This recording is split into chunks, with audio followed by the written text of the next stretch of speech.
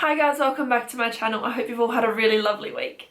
So today I thought I'd talk to you guys a little bit about interview tips.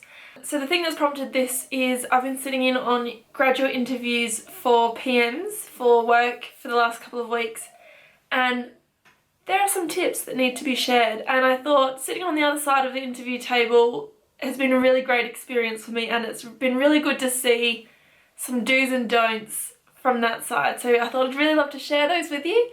So hopefully some of these can help you out.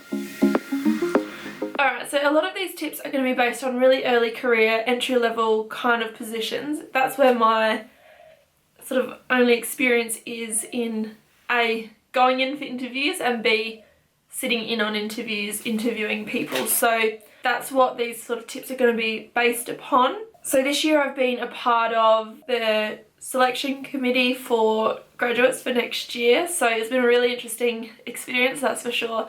So going through people's resumes, cover letters, and picking those to then choose who gets to do the video interviews and then who gets to do the in-person interviews. So one thing I can say, and I'm happy to do another video as well on resumes and cover letters, on things that I've picked up and noticed over the last couple of months. Guys, when you write resumes and cover letters, make sure you're tailoring it to the job that you're applying for and the company that you're applying for. Make sure you read the job ad really well and make sure you're covering off everything that is in there and tailoring your letters. Now, I'm not saying that you need to make sure that you're, meeting every single competency that is required, because as women we often make sure that we do that, and that's sometimes holds us back. But I'm talking more about tailoring your letter, so personally addressing it to the person in the ad, or talking about the company or the industry. Or, do you know what, even just saying, I'd like to apply for a role as a graduate project manager instead of a graduate software engineer or civil engineer, because we had so many of those come through and it just does not give the right impression to start off with. And that is one of the key things that if anyone can learn, first up, first impression, make sure your cover letter and your CV is targeting the right people. The first one is your interview starts from the moment you walk through those doors. Make sure you're really polite to the receptionist, make sure you're early or on time, and make sure you don't just sit there and in the waiting room on your phone either. The first impression is the second you walk through that door, because I can guarantee you the interviewers will go and ask the receptionist what you were like when you walked in. So make sure, as soon as you walk through those doors, your game face is on. When you introduce yourself, make sure you introduce yourself with a really nice, firm handshake. Now, this one is a big one for me, and I've practiced my handshake a lot, which sounds bizarre, but a really good, firm handshake, especially for a woman, I think is really important. And there's so many people now, and I shake their hands, and I get a really different impression from them. A really loose, limp handshake, it's kind of creepy. So a really good, solid, commanding handshake, and I think it really gives off that air of confidence in yourself, and introduce yourself with a big smile and say who you are. It's really nice to meet you. And I think that kind of gives off a really good opening vibe as well. Another little quick one, and just on the side, if someone offers you a glass of water, accept a glass of water. And the reason I say this is because if you're stuck for a question and you don't know how to answer it, at the end of while the person's saying the question, if you slowly take a drink of water, it gives yourself time to formulate an answer in your head as well, and it gives you a chance to just stop, take a breath, and slow down as well. So a glass of water is actually a really good little trick in an interview. So it's not an official tip, but it's a good one. Make sure you research the company. Do not go into an interview with no idea about what that company does. Make sure you've researched it and you understand really well what they do, what their industry does, and what their values are as well. So what are the organizational values? You can find all this information out online. Every company has all this stuff online. It's so easy to find, and it's such a bad impression when you come in and we ask you, what do you know about this company? You can't just sit there and go, I don't really know much. That doesn't fly, and it does send off a really bad impression. make sure you know what the company does. It's really easy to find out. We want to employ someone that wants to work there. You know, someone that shares the same values as the organisation, not someone that's just looking for a job. And if you are just looking for a job, you still need to know what the company does. My next tip is prepare. Prepare, prepare, prepare. So the night before any interview that I've ever had, I've been going through, looking at all different questions and coming up with different scenarios in my head. So I look at both the really generic HR kind of questions, you know, tell us about your strengths and your weaknesses, tell us about a time when you showed leadership, tell us about a time when you did this. And then also the really specific ones to your career type. So for example, PM, they'll ask you about the PM processes and the PM policies and those sorts of things. And if you have a really good understanding, you're not going to get thrown off either. You can find heaps of lists and things online, and they're really beneficial. And if you have a few different scenarios in your head, you don't have to sit there and kind of formulate them. You kind of can really just roll them off your tongue when you're in there. When you answer those questions, make sure you answer the questions in a way that you go, this was the problem, this was the action that I took, and this was the outcome.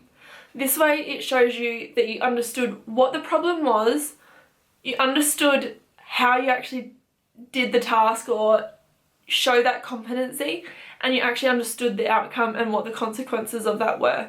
So for example, show us a time that you showed leadership.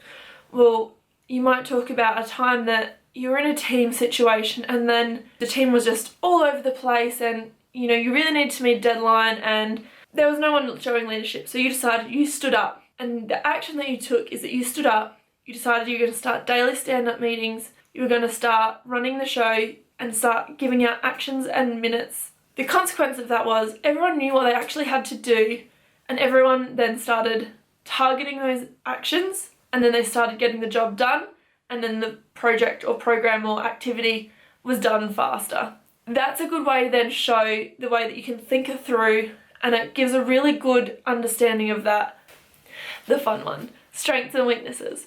A lot of people struggle when they try to think of a weakness, and they don't want to talk about a weakness because they don't want to give the wrong impression in the interview, and then they might come up with one of those bullshit, my weakness is I'm too organised or I work too hard. That's not going to cut it, that's not going to fly, everyone's going to see through it. The strategy that I use and I've found really successful, and when people do it in interviews, people really love it, talk about a weakness that doesn't relate to the job at all, but is something that is a really common weakness. So for example, I would choose something like public speaking, something that a lot of us feel, we all understand that awful feeling of public speaking. So you might say, my weakness is probably public speaking because I really don't get a chance to do it very often. So I've decided that I'm going to try and put myself in situations where I need to speak more publicly more often to try and overcome that fear and try and get a lot more confident while I'm doing that. So not only have you spoken about why that's your weakness, but then you've also spoken about how you're planning to overcome that. So you're not just showing them that you understand your weaknesses, you're showing them that you're a solution-oriented person as well.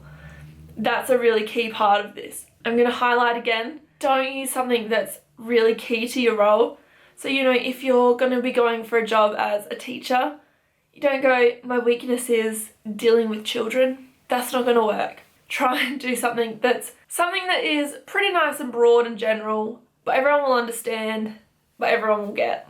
When you talk about your strengths, try and show a real passion and a flair and personality. So, for example, in my interview for the graduate project manager role, I was talking about my strength and I tried to show a real passion and excitement for project planning, so real front end stuff. So I answered the question similar to this. I said, you know, I really love and enjoy front end loading of projects. I have a real passion and enjoyment for the planning stages, and I find that that's my strength, is getting it all down on paper and getting people to start planning and thinking things through. If you give that personality and that passion, people get excited and want to see you do that. And I think that that really then gets people involved and bought in as well. if the interviewer is trying to lead you down a path, understand that they're probably trying to lead you down that path for a reason. So for example, in the interview that I was in recently, the interviewee, so the guy that was going for the job, he had some really great real world experience that wasn't necessarily specific to project management. So he'd worked in cafes and bars, and he'd actually set up and run businesses, but he hadn't actually done any physical project management. Now, the people that were interviewing with us, they understood that, and they were really clear and tried to push him down to say, you know, but didn't you do, well, you would have had to do budgeting and scheduling as a part of this, so that would have been really great experience. And he was like, yeah, but I was just a barista, or, you know, he just didn't understand that they were trying to push him to talk more about that, and they were really interested to hear his experiences with that.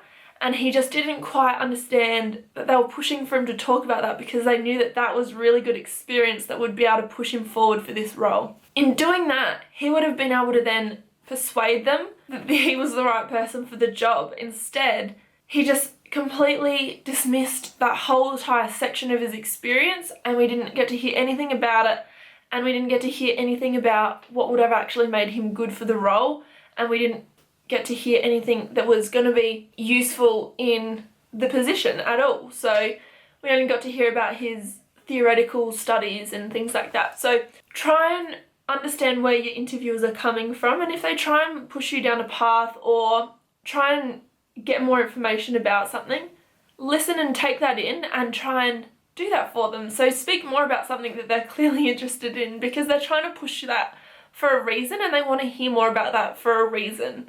I hope some of these tips have been really useful, and just remember guys, everyone has been where you are and everyone has been on the other side of the table. Try not to be too nervous, and I know that that's really easy to say and very hard to do, but we've all been there and we all understand, and everyone in the room is trying to make you feel as at ease as possible. So try and just go in and be as confident as you can and just give the best answers that you can. I hope that you can implement some of these tips, and if you do, please let me know. That would be really awesome. And if you have other tips that you'd like to share, please leave them in the comments below. That would be really great, and I think other people would really love that too. If you liked this video and like videos like this, please give this video a thumbs up.